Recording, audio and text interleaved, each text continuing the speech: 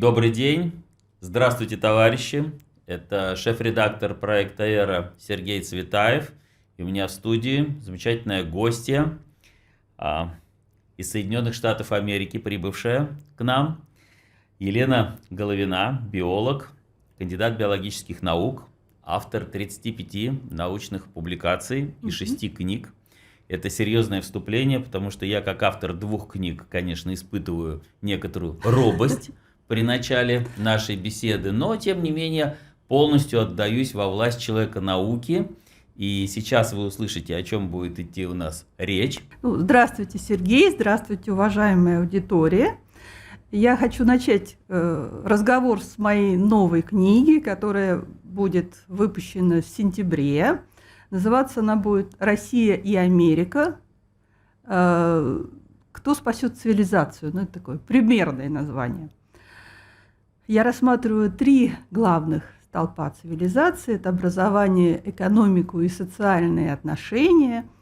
А поговорить сегодня я хочу о труде и о пропаганде, которая, в общем-то, меняет все эти компоненты. Россия и Америка – это прекрасно. Это извечное противостояние, которое крайне редко, но заканчивается, бывает и межгосударственной дружбой и великими проектами. Вспомним союзническую миссию во Второй мировой войне со стороны Соединенных Штатов. Но мы о дне сегодняшнем.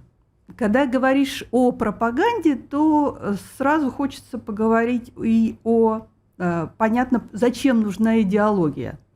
Потому что идеология – это вот некий стержень, который показывает, как нужно относиться к этой пропаганде другой. Зачем нужна идеология? Это борьба вот с другим образом жизни. Другой образ жизни – это… растворены в нашей крови. Да. И это часто потребление, где не нужны ни дети, ни труд. Другой современный аспект идеологии – это прославление труда. В условиях нового технологического уклада труд становится, в общем-то, совершенно многим не нужен. Я имею в виду разнообразный труд. Это труд по воспитанию детей, нет детей. Это какой-то общественно полезный труд. Сейчас… Нет общественно полезного труда, да, потому что вот, есть всеобщая доставка. Да. Вот, например, блогеры, которые проповедуют свой вот именно потребительский, ну, не все блогеры, я имею в виду конкретно. Довольно часто. Довольно конкретно. Довольно часто, да. Которые проповедуют потребительский образ жизни, и в котором вот как раз нет ни детей, ни общественно полезного труда. Можно получать пассивный доход, в общем, трудиться можно и не трудиться. И Илон Маск вообще говорит, что это нормально, что люди должны получать пассивный доход, и, в общем, зачем трудиться. Это до тех пор, пока существует финансовая пирамида Илона Маска. Да. А как только она закончится, он сразу всем найдет применение. Вот. Ну, это одно, а другое применение может быть, что людей отправят просто на войну. Зачем столько людей, зачем им платить этот обязательный доход, если их можно как-то по-другому утилизировать. Это вот следующий вариант. Новая идеология должна включать вот именно обоснование труда как необходимой части человеческой жизни. И такая другая сторона труда – это труд должен приносить людям радость. То есть это не должна быть какое-то обязательство, что вот я должен трудиться, чтобы купить там 100-ю кофточку или 10-й раз съездить в Турцию. Вот не для этого люди трудятся. Люди трудятся, потому что труд должен приносить им радость. Это так в идеале, это так в недостигнутом развитом социализме и в никем не виданном коммунизме. А часто труд – это не за 100-ю кофточку, а за, как это раньше говорили, за миску риса. Ну, в общем, да. Ну, вот в то же время мы говорим, что в будущем про технологическое общество, которое людей немножко устраняет от вот именно процесса труда за счет роботизации, за счет искусственного интеллекта и всего прочего. Но труд, он был связан, да, с людьми, или был связан. Либералам-глобалистам люди не нужны из-за экологии. Они считают, что люди, это вот, они вредят экологии, поэтому не нужно людей. В этой связи очень важны, я считаю, аспекты проекта «Эра», которые говорят, что люди не меняют климат, что климат меняется из-за каких-то геологических эпох, то есть всегда существовали эпохи похолодания, наоборот, потепления, и это, в общем-то, не было связано с человеком. И наше воздействие не то чтобы ничтожно, но весьма малозаметно. Малозаметно, да. Ну и тоже другая идея проекта «Эра», которая, я считаю, что очень важна, это то, что людям не нужно драться между собой за полезные ископаемые, что их много, этих полезных ископаемых, а есть просто неразведанные, есть еще нету методик для их добычи, там, например, на дне океана или там из космоса. И такой же тоже аспект, что в капиталистическом мире все хотят каких-то прибылей. Поэтому если месторождение не приносит прибыли, то, соответственно, оно бесперспективно, его как будто бы вообще и не существует. Не существует. Поэтому если подходить с другой позиции, то есть позиции, что не получение прибыли, а вот если нужно, то мы добудем, то тогда выясняется, что вот этих полезных ископаемых становится уже и много.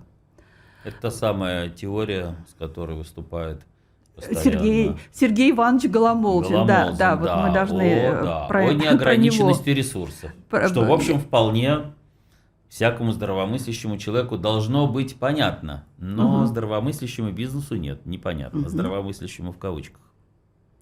Ну, это не нужны либералам люди, технократам, я уже начинала говорить, что тоже люди не нужны из-за искусственного интеллекта и всего прочего. На самом деле, возможно смещение акцента труда вот с работы на каких-то заводах. Ну, на самом деле, России-то индустриализация нужна. Поэтому я бы сказала, в России это должно смещение акцента не с заводов, а скорее всего с работы где-нибудь курьером или охранником. На заводы, да. Охранником. Индустриализация нужна. А труд, он самый разнообразный. Например, наука. Ну, наука – это вообще источник такого бесконечного труда, поскольку покуда существует человек, то существуют какие-то задачи, нет границ человеческого познания, да, и поэтому, в общем, вот в науке, например, это можно работать всегда. Труд – это, например, как сделать твой город, твою улицу, твой дом, твою деревню приятным местом, с красивой архитектурой, чистым и так далее. Это все труд. Труд – это и освоение каких-то новых территорий, вот, про которые говорит тоже проект «Эра», освоение в Сибири. То есть это, я считаю, что это частный элемент вот этого труда, который мы должны провозглашать. Фактически, конечно, «Эра» о том, что вот эта самая безграничность ресурсов дарует нам возможность осуществления самых фантастических проектов, причем здесь и сейчас. Да, они продлены во времени, они рассчитаны, возможно, и на сотни лет, а уж на десятки так совершенно точно, но в том и интерес таких проектов. Ну вот после труда мы, пожалуй, можем поговорить и возвратиться к основным элементам цивилизации. Это образование, экономика и социальная справедливость, потому что люди работают, но результаты их труда могут присваиваться капиталистами, да, и не быть вот какими-то, идти на пользу человеку или обществу. Поэтому, тут, правда, играет большую роль, какие есть в обществе законы, какие есть права у этих людей, то есть это, конечно, тоже играет значительную роль. Однако социализм, как более продвинутая общественно-экономическая формация, она как раз вот решает вопросы именно социальной справедливости в области труда. С другой стороны, нужно всегда уважать выбор цивилизации и считать, что образование, экономическая система, социальные отношения в каждой конкретной цивилизации могут быть какие-то свои собственные, это основа мирного существования. Да, мирное существование двух систем – штука хорошая, но вот, правда, товарищ Сталин говорил, что недостижимое. В силу агрессивности капитализма. Ну да бог с ним. Ладно, ну сейчас мы говорим, что эпоха переходит в посткапитализм, по крайней мере, они сами так говорят, поэтому есть какая-то надежда. Ну вот мне хочется сказать, что эта реальность, вот, которую я рассказала, она все-таки заменяется на пропаганду в силу, может быть, вот как раз агрессивного характера. Вот в июне я смотрела цифры, это американская статистика вороной, цифры, как одобрение, неодобрение США в разных странах. Ну, ничего удивительного, что самое положительное отношение к США в Израиле. Там у них намного больше, чем у всех остальных. Нигерия, по-моему, тоже. В серединке была Великобритания, Австралия и Россия. А вот в конце этой таблицы были многие другие страны НАТО. Вот Канада там где-то в самом конце, самая последняя в таблице была Норвегия. Ну, с Канадой все понятно. Ну, с Канадой все понятно, с Норвегией немножко вопрос. Там вроде в здании должны быть какие-то, так сказать. Ну, Дания там, наверное, тоже была где-то в конце. Ну, я считаю, что это, в конце концов, я считаю, это хорошо, это показывает, я считаю, что наши люди, они доброжелательные, хорошо относятся к разным странам, и вот как-то быть таким агрессивным, в общем-то, это не нужно. Нас главное не разозлить до крайнего предела. Да. Мир спасет доброта.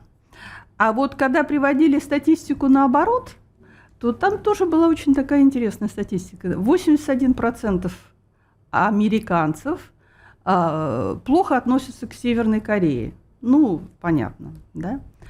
79% американцев плохо относятся к Ирану и России.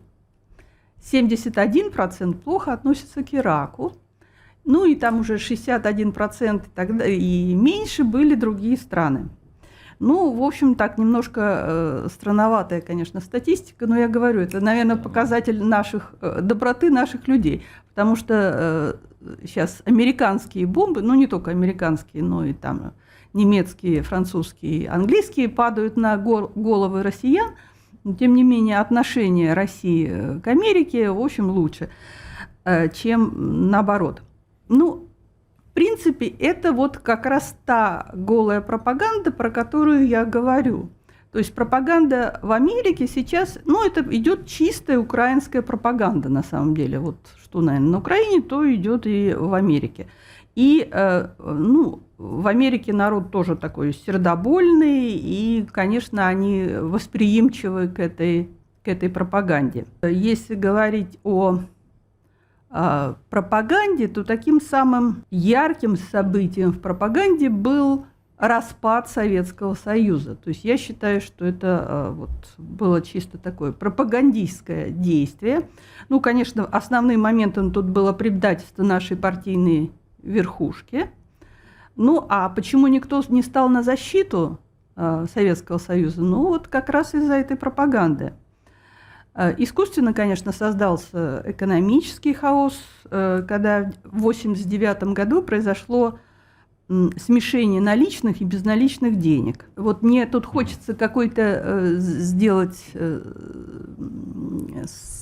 рассказать о каком-то своем собственном знании или восприятии тех событий, поскольку вот сейчас я зачастую вижу, уже говорят и о том, что даже левые какие-то пропагандисты говорят, что вот, мол, да, ну вот не было же масла. Ну, они забывают сказать, что это были последние годы, когда вот произошло вот это весь искусственно созданный экономический хаос.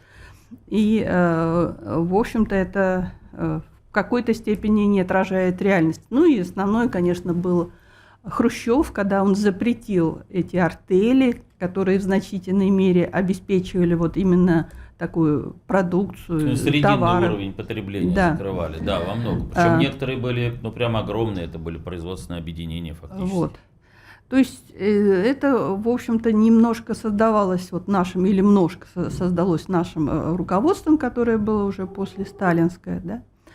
Но это Вот. преддверие, а то, о чем вы говорите, конец 80-х, Да-да-да. это смешение, Смешение, да. денежных контуров и фактически уже там Ну, целенаправленный развал государства. Я понимаю, мы с вами беседовали до эфира о частном случае. Расскажите, это интересно. Это, собственно говоря, хорошо характеризует историю вот этих, так скажем, такой политической и экономической агонии Советского Союза. ага. Ну, Надо же понимать.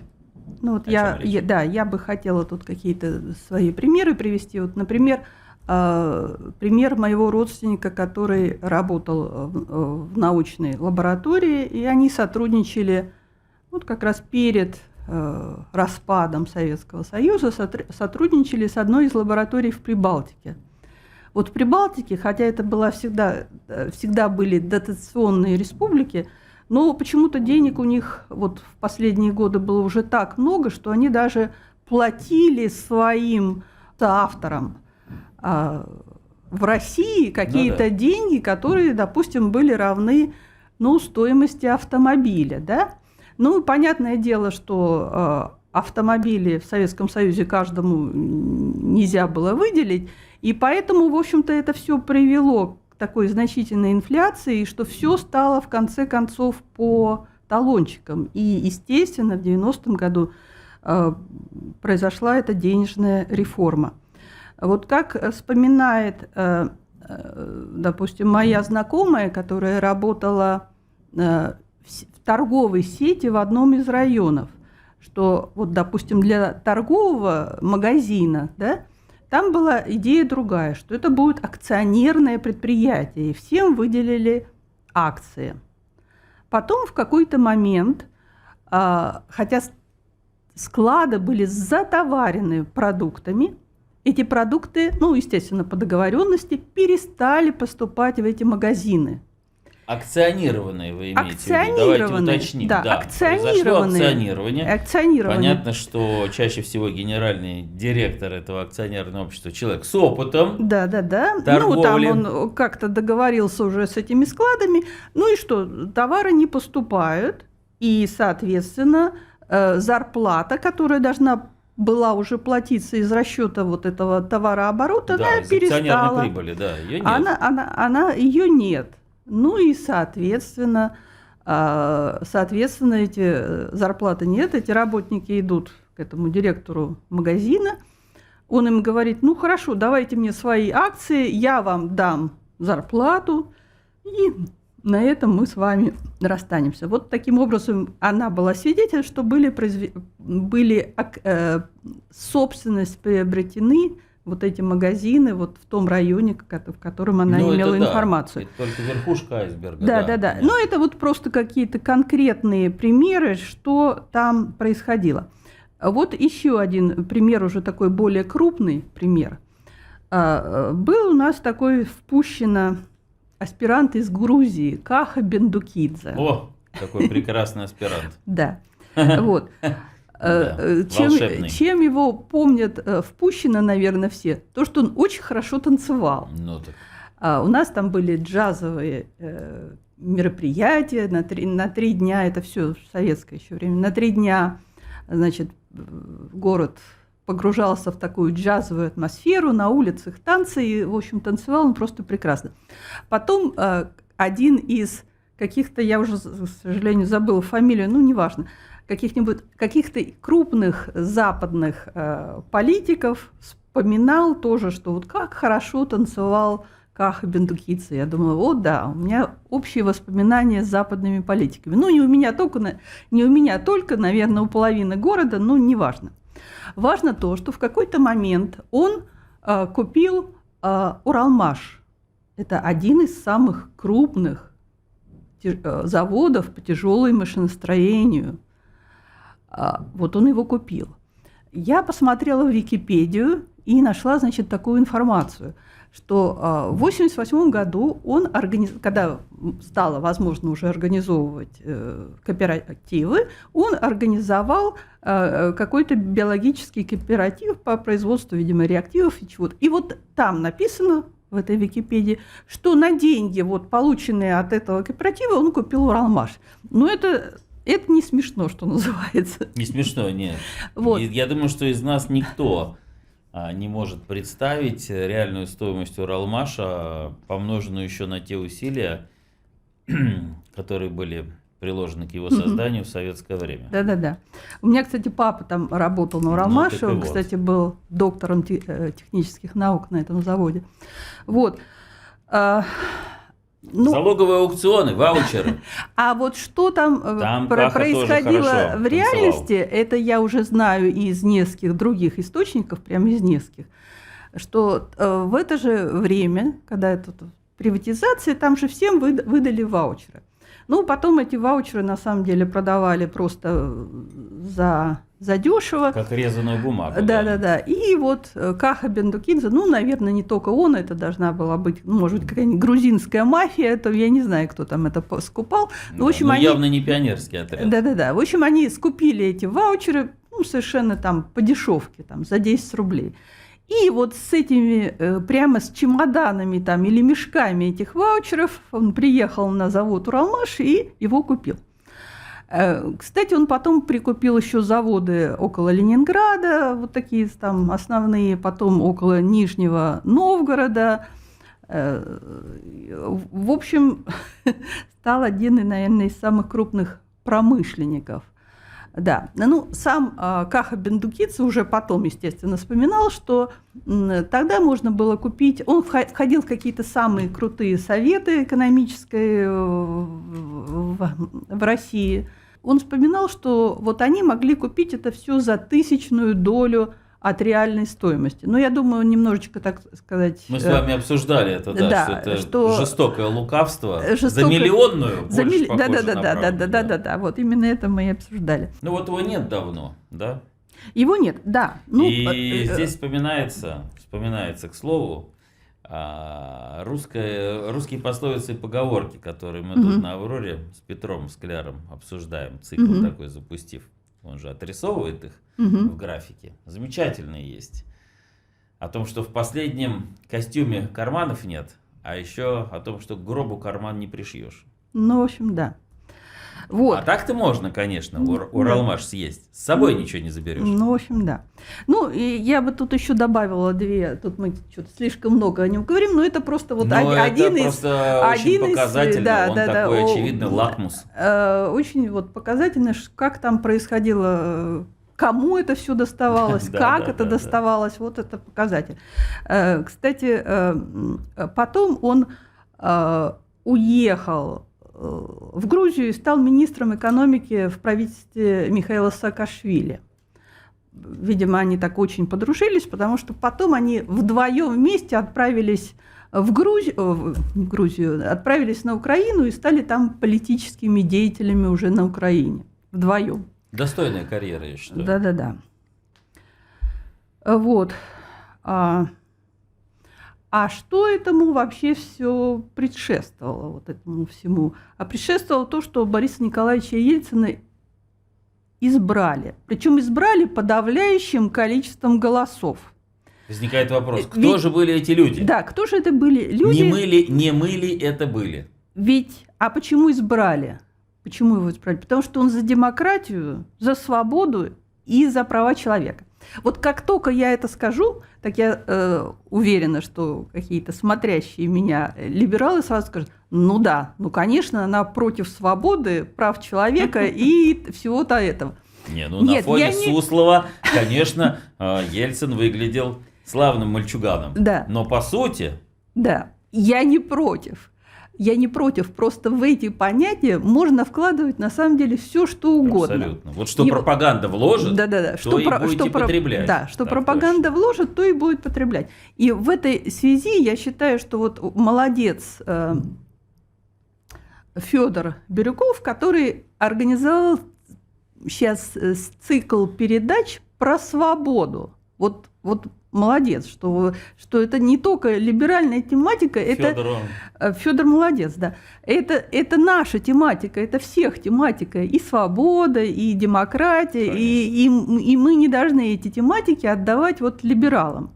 Это неправильно. Конечно. Вот. Поэтому На выжженном абсолютно информационном пространстве нам, безусловно, нужно за ту долю пропаганды, которая в наших руках, бороться. Я вот недаром упомянул в начале кукрыниксов. Была же выставка пару лет, не помню, назад в Москве. По ним в Манеже проходила. И вот ты оказываешься там и понимаешь, что такое безусловная пропаганда, когда к штыку приравняли перо. Каждый плакат — это выстрел, он точно в цель, в десятку десятки. Это же, ну как, это вот наглядный пример, опыт-то имеется. Ну, в общем, да. Ну, почему это все нужно говорить? Потому что вот совсем недавно я слышала, девушка выступала, может быть, даже вот в этой аудитории, значит, она говорила о том, что вот каким надо было быть идиотом. Не, она не сказала идиотом, но это было, так сказать... Каким доверчивым человеком надо было быть? Это было по смыслу идиотом. Ладно, я поэтому оставлю свое слово идиотом.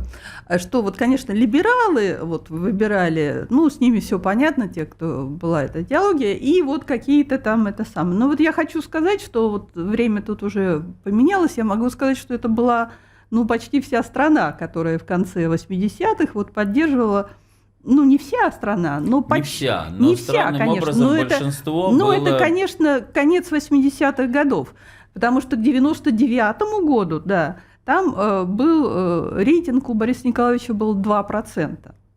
То есть вот он за это десятилетие, он так, в общем, падал. Но это хороший рейтинг, он честный и соответствующий действительности. Очень, так сказать, это самое. Да, человека, который дирижировал оркестрами и всякое прочее, это да, серьезный да. рейтинг. А вот, значит, ну и особенно там интеллигенция. Ну, я думаю, вина интеллигенции тут была только в том, что она очень много читала. Ну, и вот она читала «Огонёк Коротища», она читала все подряд. И все подряд было вот именно то, что как бы вот и литература, и политика, и вообще все деятели, вот Павлик Морозов был не тот, и вообще все были не те. Вот. И, допустим, искусство, например, было не то, соцреализм был не то.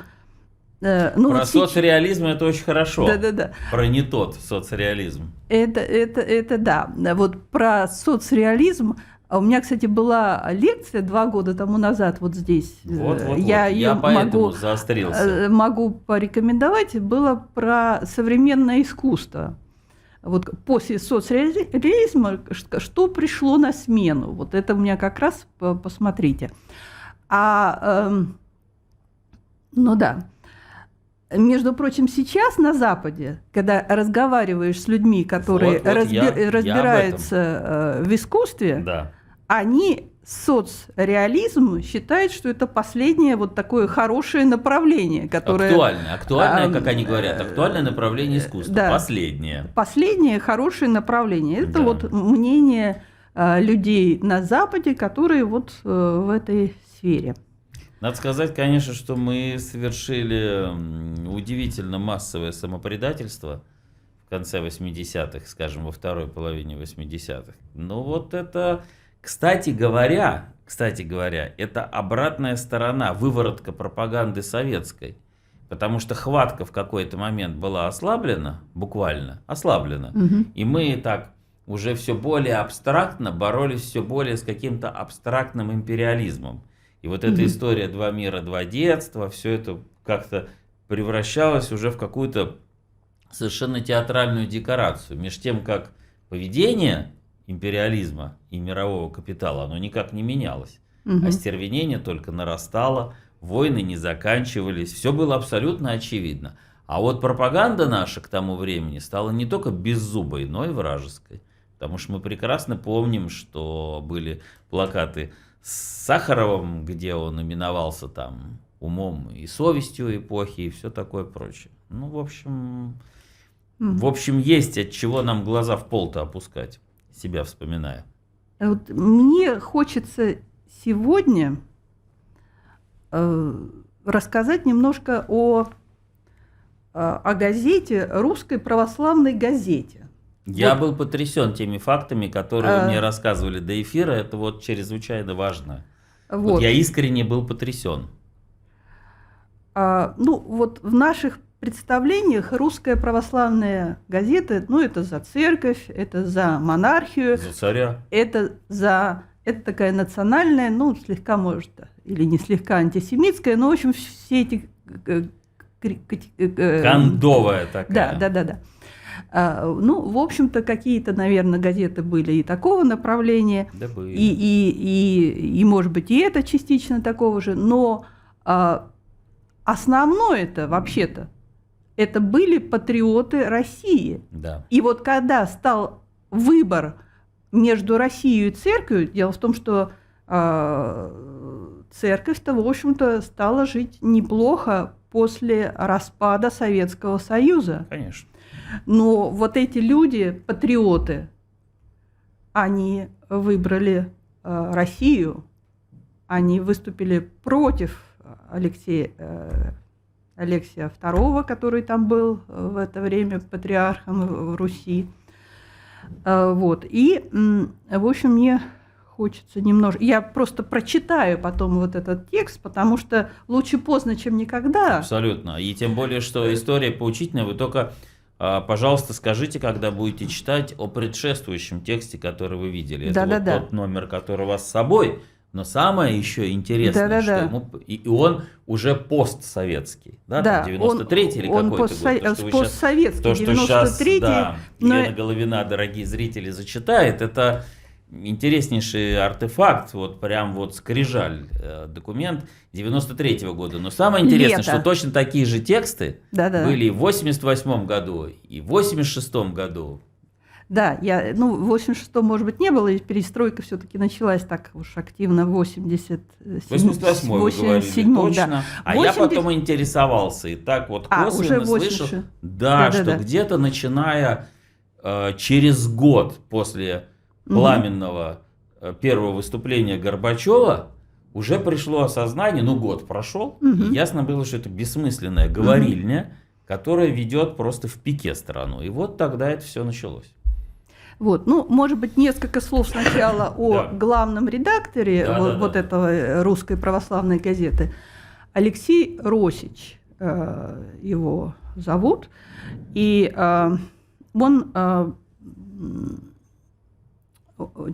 он родился в Белостоке, это теперешняя Польша, но это было русское население. Сейчас бы его назвали западным белорусом. Но, в общем, он с западным белорусом не согласен.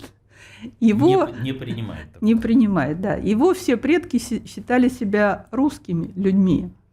Вот. И после 1945 года, значит, начались погромы русского населения в Польше, потому что Белосток остался в Польше, и кого-то из семьи убили, а остальным сказали, что вы должны уезжать, и вы должны уехать. Вот. И, значит, советское правительство организовало им автобусы, и они переехали через границу и основались где-то недалеко от Бреста. Вот. Такую деталь. Вот этот журнал, который я хочу показать, «Свободное слово Руси» называется. Выглядит прекрасно. Особенно в этой студии, вот этот имперский флаг, это замечательно. Но тут есть зерно. Вот я этот журнал получила буквально 10 дней тому назад. 10 дней тому назад мы ехали на встречу с Алексеем Росичем. Едем с мужем по хайвею, там довольно большая скорость, муж едет с небольшим превышением, вдруг нас кто-то так обгоняет, по-моему, не очень, так сказать, по правилам, мне показалось. С полным ощущением того, что вы стоите на месте и не двигаетесь, я понимаю. В общем, оказалось, что это Алексей Росич. Алексею Росичу сейчас около 90 лет. И он с удовольствием смотрит «Аврору». И, значит, в общем, вот... А это вот хороший такой временной мост, когда крейсер, хоть и залп его прозвучал 100 с лишним лет назад, а вот эхо доходит. Эхо доходит, да. Вот.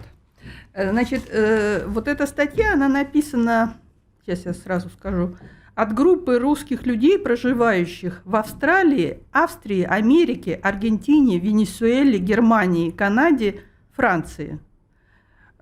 Зачитаю, какие тут есть фамилии, потому что тут не все написаны, и другие.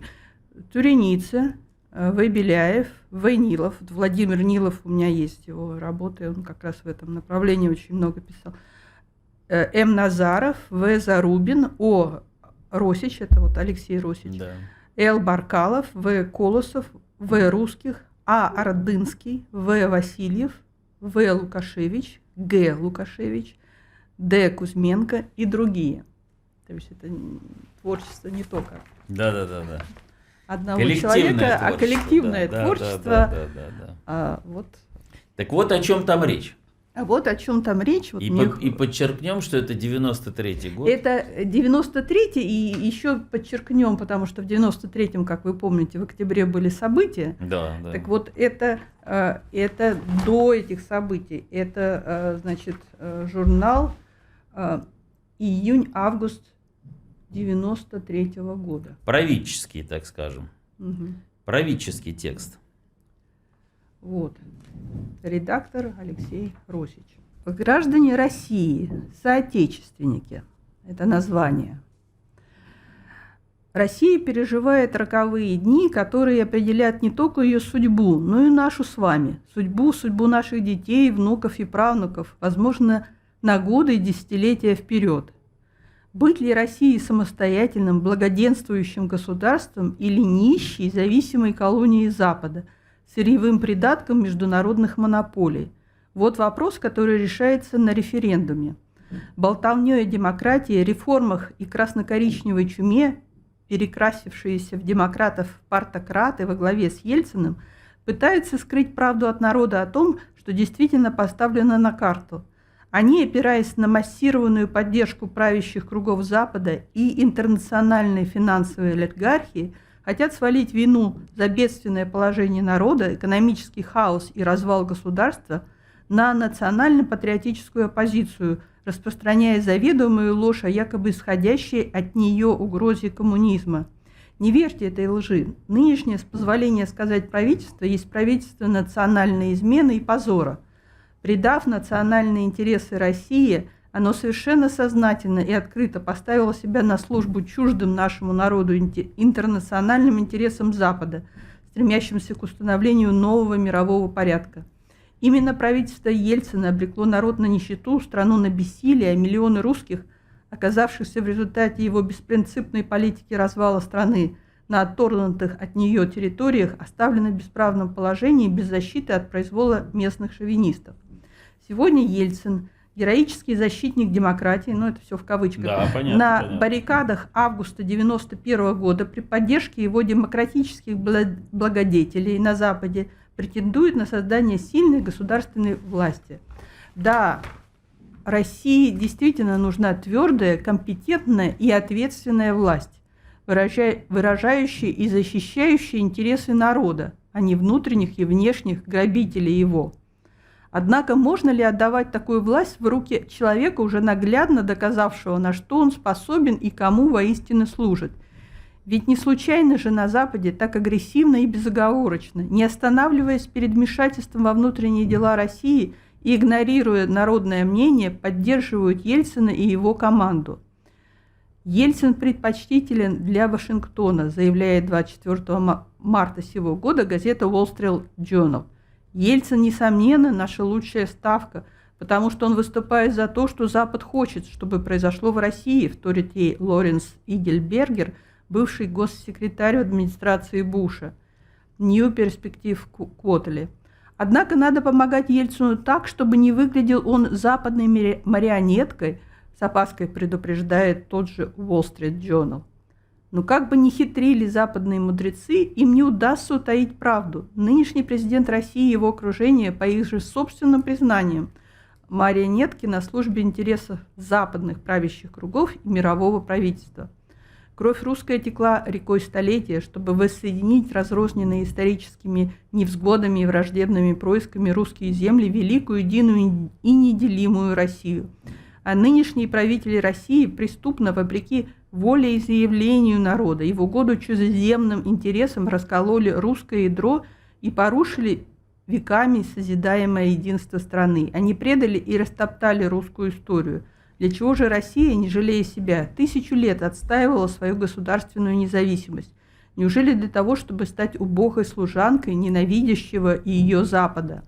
Неужели вековые жертвы нашего народа и кровь предков, пролитая на Чудском озере, Поле Куликовом, в войнах за освобождение Западной Руси, под Полтавой, под Бородиным, под Севастополем, под Плевной, на Лаяне, Мукдене, в Цусиме, в Азурских болотах, на Сане, в Галиции, в Бресте, под Москвой, на Волге, под Курском, Киевом и Берлином, окажутся напрасными?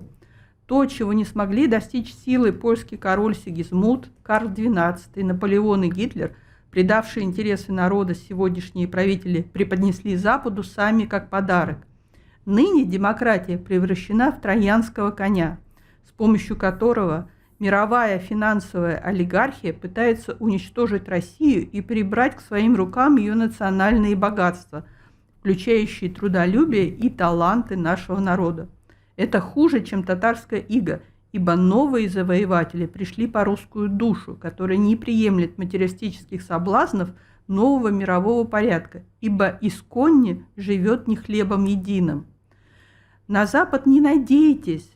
Громогласно рекламируемая помощь Запада, составляющая по оценке американского сенатора Патрика Лехи всего около $3,5 на человека в год, Wall Street Journal, преследует исключительно цель поддержки угодного ему Ельцина и будет петлей на шее народа России, конец которой в руках интернациональной финансовой мафии. Эта помощь обрекает наш многострадальный народ на нищету и закабаление навсегда. Одновременно на тяжелым бременем налогов ложится на работающий люд западных стран, который в своем подавляющем большинстве противится оказанию такой помощи. Рассчитывать должно и нужно только на самих себя. Только народное правительство российских патриотов сумеет отстоять независимость и свободу России и вызволить ее народ из того катастрофического положения и хаоса, в который он ввергнут Ельциным и его западными советниками. Ельцин и его антинародная политика должны быть забаллотированы. Политическое дробление патриотического большинства населения России теперь неуместно и служит интересам только ее врагов. Сейчас весь народ делится на тех, кто болеет душой за Россию и страстно желает восстановления ее могущества, славы, величия и благочестия, и мертвых душами Иванов, непомнящих, воров и разбойников, кто за приманку чечевичной похлебки продает свое право первородства. Вновь на карту поставлена судьба России, ее и наше будущее, будущее наших детей и внуков сегодня, как никогда прежде зависит от каждого из нас. Мы, русские люди в рассеянии, проживающие в так называемых свободных и цивилизованных, в кавычках, странах Запада, знаем, что лозунги свободы, демократии и цивилизации в данном случае являются обманом и используются интернациональной финансовой олигархией для порабощения России и ее народа, последней преграды на пути установления тоталитарного нового мирового порядка. Поэтому мы считаем своим долгом обратиться к вам, дорогие соотечественники, каждому из вас на родине с призывом: не дайте еще раз обмануть себя. Давайте будем достойными наших великих предков, создавших наш общий отчий дом, Россию, сохранение и благополучие которой в интересах всех и вся, что противостоит грядущему мировому злу и зависит сегодня только от нас, от наших совместных усилий, от нашего честного и справедливого выбора. Голосуйте на референдуме против Ельцина и его предательской антинародной политики и русофобской деятельности его команды. Нет Ельцину и его политике, да вечной России. Да поможет нам Бог. Вот смотрите, как здорово в тексте перекинут мост от поля Куликова к Курской дуге. Как точно описана ситуация вот этой удавки, конец которой находится на Западе, и как верно простроено само повествование касаемо того, что ни одна социальная группа, ни одна страта, никто не задет и не оскорблен. То есть это текст от людей, которые осознают внутреннее единство государства, и единственная их задача не какой-то раздрай и выяснение отношений между собой, а всеобщая победа, всеобщее сохранение всеобщего дома. Это, конечно, поразительно. Но когда вы мне сказали, что точно такие, и я со своей стороны уже после вашего рассказа получил подтверждение, что такие же тексты выходили еще до крушения Союза. Да. Это вот конец 80-х годов, где такие же были призывы о том: остановитесь, остановитесь, отриньте Горбачева, перестройку, и все это безумие, это ведет вас кого? Советский Союз к катастрофе, который, казалось бы, да, должен являться исчадием зла для вот рассеянных, как там написано, по миру русских людей. Нет, это не так. Это было не так, и, к сожалению, вот их крик, он, в общем-то, не... Ну, тогда не было еще социальных сетей, он уже был не в определенном было интернета, смысле услышан, он был услышан. Но это ситуация, когда перелом в государстве уже произошел в сторону тотальной власти олигархических структур. И, конечно, ни о какой демократической среде и о каком-то возможном изменении курса речь не шла. Ну, действия Ельцина и с расстрелом парламента, какой бы он там ни был, это не важно абсолютно. И, в принципе, с подавлением любого инакомыслия это с его точки зрения, с подавлением любого здравого голоса, апеллирующего к его абсолютно зверской античеловеческой политике, и его вот кабинета, всех его прихвостней. Это вот оно. Хорошая история. Хорошая Я история, вам искренне за нее благодарен.